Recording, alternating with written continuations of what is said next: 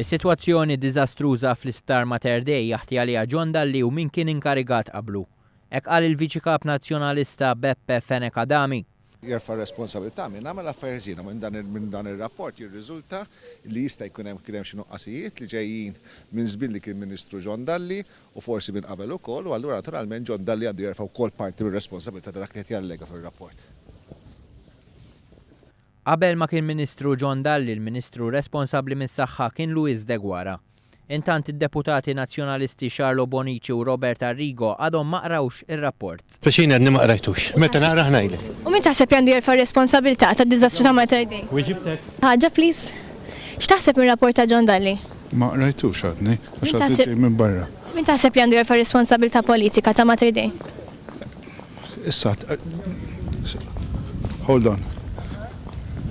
Għatlek li għadni ma qrajtux. Imma taf is-sitwazzjoni ta' Mater Dei le?